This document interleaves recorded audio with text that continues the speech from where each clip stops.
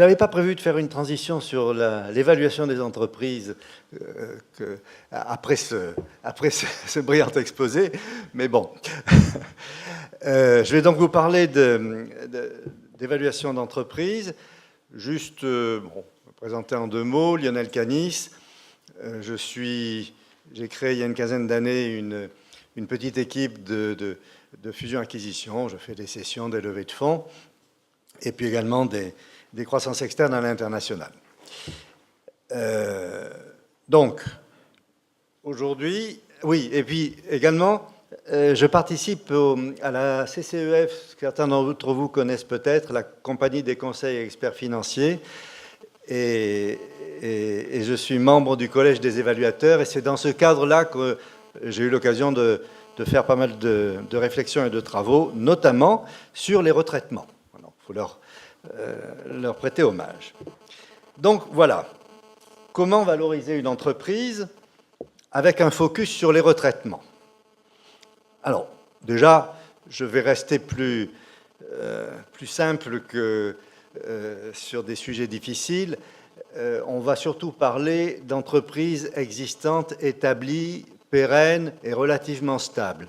Pas de start-up qui, bien évidemment, existent de plus en plus aujourd'hui, mais dont les repères d'évaluation sont assez différents.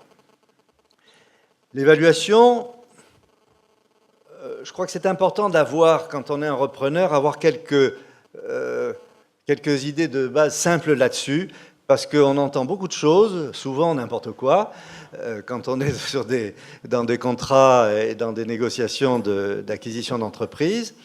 Et il faut savoir redescendre un petit peu sur terre et comprendre quelques notions de base, que la valeur d'une entreprise, dans le fond, elle est liée à ce que cette entreprise va pouvoir rapporter dans le temps. Et que plus son rapport est lointain, moins ça vaut aujourd'hui.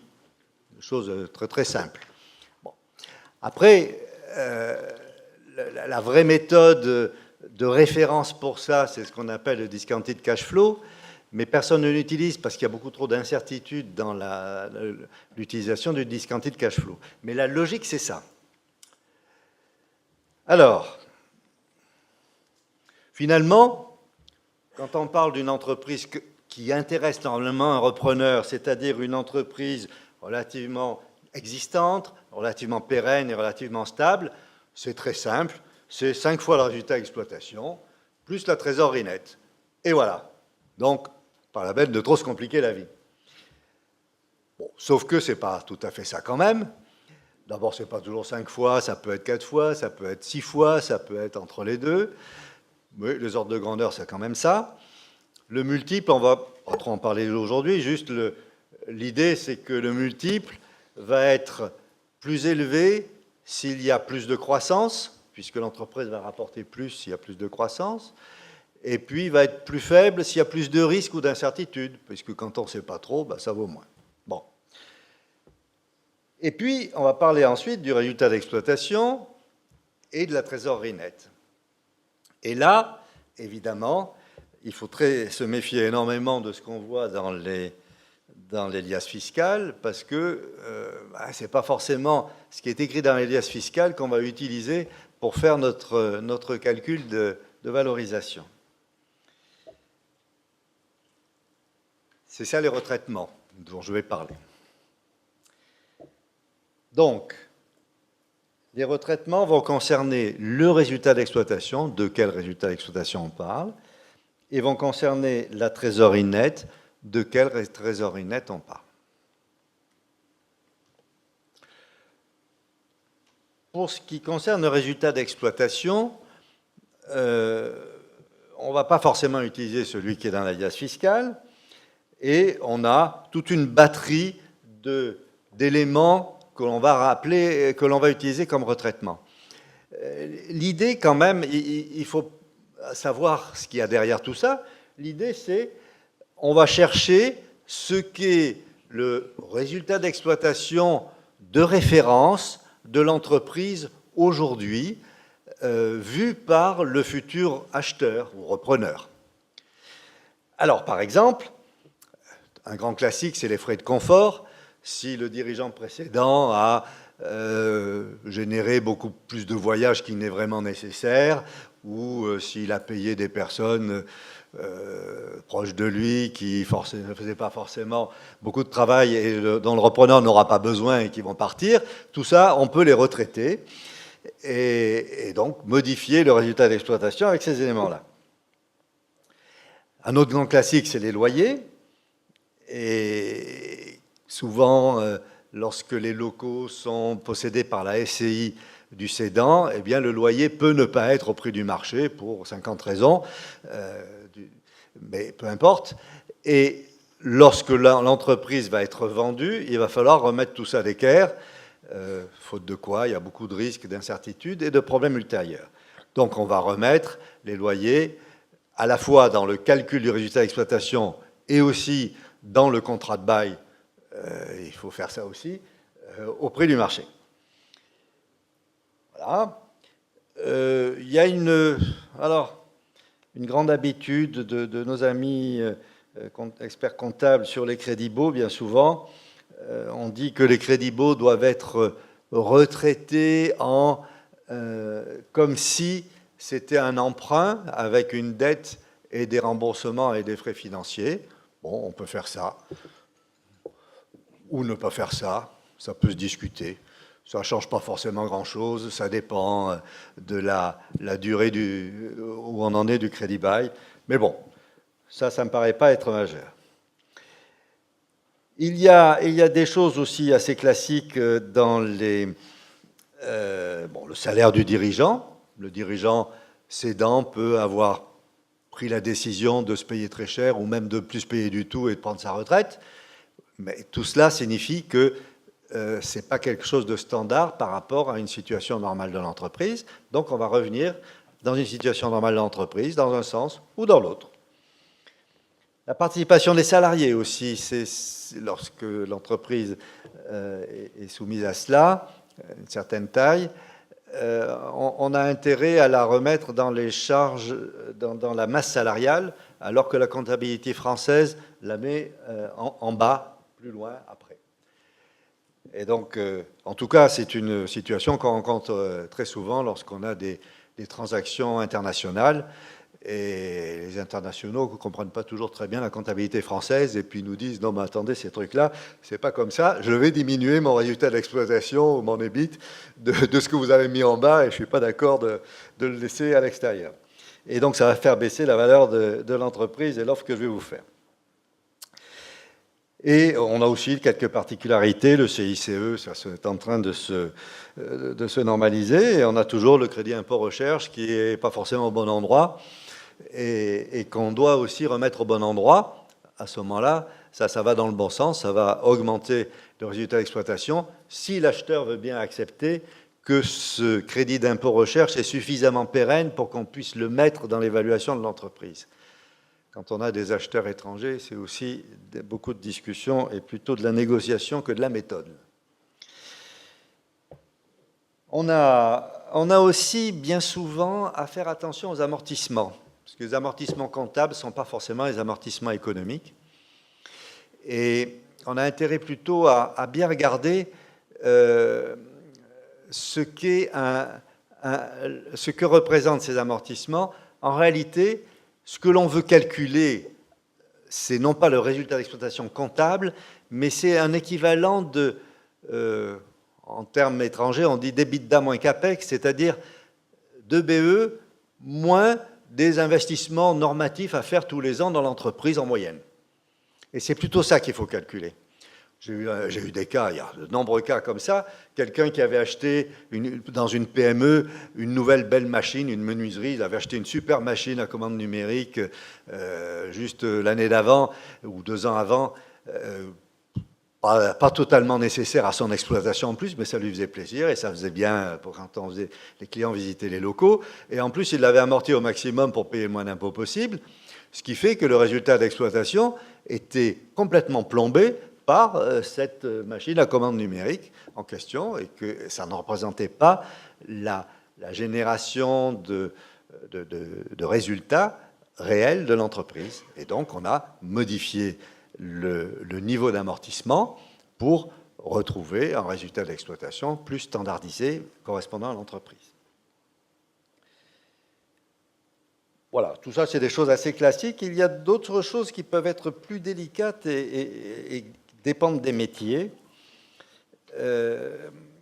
Bon, les provisions sont toujours des choses pas très claires. C'est aussi en bas des comptes, là, ou même en haut. Enfin, les provisions, tout ce qui est exceptionnel, doivent être bien examinées de manière à voir si ça correspond au métier de l'entreprise ou non. Des choses le grand classique dans les exceptionnels, c'est des entreprises de location qui mettent la revente des matériels de location dans l'exceptionnel, alors que ça fait vraiment partie de leur business model. Et donc, il faut tenir compte de ça dans le vrai business model de l'entreprise. Quelque chose qui ressemble un peu à ça, c'est les transporteurs qui mettent les reventes de camions dans l'exceptionnel, alors que bien souvent, un transporteur ne gagne pas d'argent pour en transporter. Le seul moment où il gagne de l'argent, c'est quand il revend son camion. Alors, si on n'en tient pas compte pour l'évaluation, c'est dommage pour lui. Bon.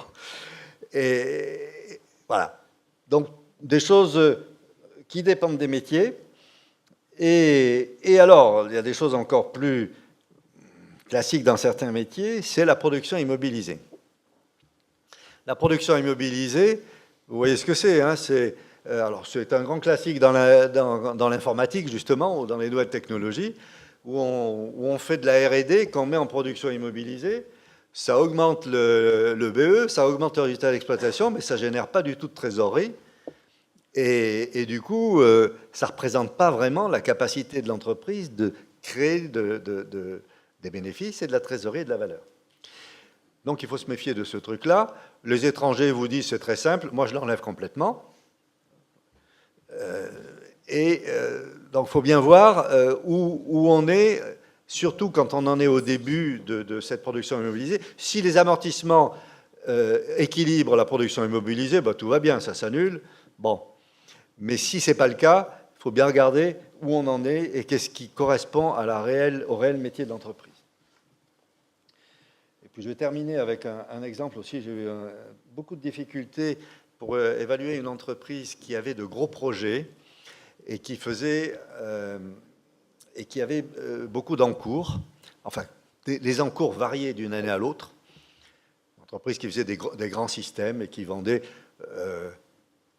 des projets qui pouvaient être 3-4 millions d'euros pour un chiffre d'affaires de 10 millions d'euros. Alors dans ce cas-là, si un gros projet à 3 millions d'euros est facturé le 15 janvier ou s'il est facturé le 15 décembre, c'est très différent pour les encours. Et suivant la manière dont les encours sont calculés, ça peut, dans ce cas-là, ça nous explosait complètement notre rentabilité et on n'y comprenait plus rien d'ailleurs. C'est un cas où on n'arrivait pas à comprendre la réelle rentabilité de l'entreprise parce que les encours pouvaient être calculés. Là, ils étaient calculés en fonction du nombre d'heures passées sur le projet. Donc, c'était le pourcentage du nombre d'heures passées qui permettait de calculer les encours. Sauf que ces projets, c'était des machines spéciales. Il y avait des heures passées, mais il y avait aussi des achats. Et les achats étaient passés au bout d'un certain temps parce qu'il fallait d'abord faire du bureau d'études. Et donc, suivant où les achats se plaçaient dans le cycle par rapport à la fin d'année, ça changeait complètement les encours et la rentabilité de l'entreprise et on n'y comprenait plus rien. Donc, il a fallu réadapter ce calcul des encours au vrai métier de l'entreprise, alors que le dirigeant disait, mais l'expert comptable, mon commissaire aux comptes, il a validé tout ça, il trouve que c'est très bien, il n'y a pas de problème, mais ça ne correspondait pas bien au fonctionnement de l'entreprise et à son business model, et donc on ne comprenait pas quelle était sa rentabilité. Et donc on ne comprenait pas quelle était sa valeur. Bon, une fois qu'on a fait tout ça pour comprendre le résultat d'exploitation d'aujourd'hui récurrent. C'est comme ça qu'on fait pour ce type d'entreprise. On ne parle pas du résultat d'exploitation dans 10 ans ou dans 5 ans, ni de l'année prochaine, mais celui d'aujourd'hui, qu'on considère comme la tendance d'aujourd'hui. Eh bien, après, on se dit, oui, mais qu'est-ce qu'on fait? On prend quelle année? La moyenne des 2 dernières années, des 3 dernières années, la moyenne pondérée. Il y avait de vieilles habitudes là-dessus. Les vieilles habitudes, c'était celle-là, la moyenne pondérée sur les 3 dernières années. Ça marchait bien quand on était dans la vieille économie. Parce que c'était assez régulier, donc bon, ça va. Mais quand on a la nouvelle économie qui intervient, quand on a aussi la crise qui intervient, quand on a fait des moyennes pondérées entre 2008, 2009 et 2010, ça ne voulait plus rien dire. Donc il faut se méfier. Donc la logique, c'est vraiment de prendre ce qui représente la norme aujourd'hui. Après, les moyennes, si on veut faire une moyenne et qu'elle représente la norme, très bien, mais on ne fait pas des moyennes pour le plaisir de faire des moyennes. Donc il faut garder en tête le fond des choses. On a besoin de voir la vraie tendance actuelle et on ne va pas y rajouter les synergies ni le travail de l'acheteur. On prend le cas d'aujourd'hui et si l'acheteur a de bonnes idées pour faire d'autres choses, etc., ça, ce sera son bénéfice à lui. Voilà pour le retraitement du résultat d'exploitation. Je ne vais pas demander des questions maintenant, ce serait peut-être trop long s'il y en a d'autres après. Alors l'autre partie, c'est la trésorerie nette. Alors ça, c'est pas toujours, ça peut être compliqué, et je suis toujours pantois de voir que pour des deals assez importants, d'ailleurs, pour des gros deals, on prend en trésorerie nette, la trésorerie nette calculée le jour du closing. Alors que ça ne veut rien dire, la trésorerie nette un jour précis. Ce qui compte, c'est vraiment la tendance et ce qui est... on ne trouve pas ça dans les PME, heureusement, bien souvent. Ce qui compte, c'est vraiment ce qui est la trésorerie, certains disent excédentaire, de l'entreprise. C'est celle qui n'est pas nécessaire à l'exploitation. En fait, l'idée, c'est qu'il faut que la trésorerie ne soit pas nécessaire à l'exploitation. Alors, il y a plusieurs manières d'aborder cette trésorerie non nécessaire à l'exploitation. Et souvent, ce qui est compliqué, c'est d'appréhender les variations de BFR. Ça dépend des métiers. Dans certains cas, c'est simple et c'est régulier. Il y en a d'autres où ça se balade pas mal. Et calculer les variations de BFR et comprendre pourquoi, c'est très compliqué, finalement. Le plus simple, c'est de regarder les résultats, c'est-à-dire la trésorerie hebdomadaire ou mensuelle, de voir comment elle varie. Et en général, c'est plus ou moins le reflet des variations de BFR. Sauf qu'il faut enlever les choses spéciales. Quand il y a une distribution de dividendes, un jour précis, ça modifie complètement la courbe de trésorerie, ça ne représente pas du tout la variation de BFR. Donc il faut enlever ce genre de choses. Si jamais on a décidé de faire un investissement en cash parce qu'on avait de la trésorerie, aussi, ça fait varier les courbes, etc. Donc on va regarder la trésorerie mensuelle, on va la retraiter pour la lisser, pour enlever les événements exceptionnels, et on obtient quelque chose qui représente probablement le plus fidèlement possible l'évolution de la trésorerie avec le BFR. Voilà comment on peut obtenir la trésorerie non nécessaire à l'exploitation. Si vous regardez le graphique du bas, c'est juste pour apprécier l'évolution dans le temps.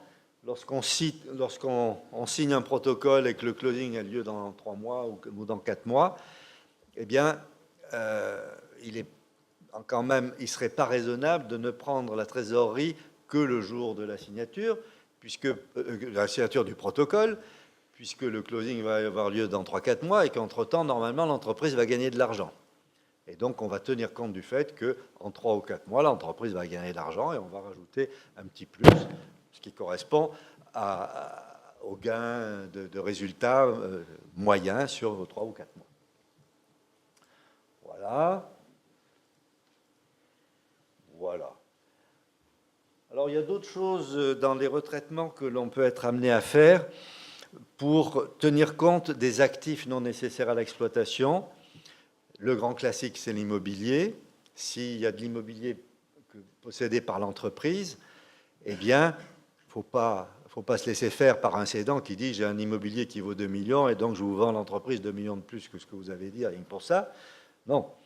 Mais on va quand même tenir compte du fait que l'immobilier a une certaine valeur qui peut être différente, appréciée différemment de l'entreprise, uniquement à condition qu'il y ait un vrai marché d'ailleurs. Si c'est au milieu de la Creuse et que c'est invendable en dehors de l'entreprise, eh bien, on ne fait rien. Si c'est dans une zone où on peut le vendre, à ce moment-là, on va tenir compte du fait que l'immobilier a moins de risques qu'une entreprise et que donc ça a une certaine valeur. On va faire comme si on le vendait, on va faire comme si on vendait 2 millions et qu'après, on avait les 200 000 euros de loyer à payer. Donc, on va diminuer le résultat d'exploitation de 200 000, on va rajouter 2 millions dans la trésorerie, par exemple, et donc dans le prix de l'entreprise. Voilà, on peut faire le même genre de choses pour les autres actifs non nécessaires à l'exploitation. Les choses à discussion interminable étant par exemple les brevets, mais on ne va pas parler de ça aujourd'hui maintenant. Les dettes sont aussi un souci, évidemment, parce que les dettes bancaires à moyen et long terme sont assez faciles à appréhender. Ce qui est compliqué, c'est lorsqu'il y a du factor. Et le conseil que je donne, c'est quand il y a du factor, il faut le mettre dans le calcul de la trésorerie. Sinon, on ne s'en sort pas, à condition d'avoir suffisamment d'informations pour avoir quel est le facteur mobilisé tous les mois ou toutes les semaines pour pouvoir reconstituer la courbe. Ce truc-là, nous, on a raté un deal à cause de ça, parce que notre client vendeur, c'était une petite entreprise, nous n'avait pas parlé du factor et ce n'était pas clair pour lui. On avait juste quelques données qui paraissaient simples. En réalité, ce n'était pas du tout ça, parce que la documentation donnée par les factors n'est pas toujours très, très claire. Et du coup, la trésorerie était beaucoup plus faible que prévu et ça a créé pas mal de problèmes. Voilà. Voilà. Bon, voilà pour les principaux retraitements. Et toujours aborder ces choses-là de manière finalement simple en se disant, je veux comprendre quelle est l'entreprise dans son fonctionnement normal par rapport à son business model normal.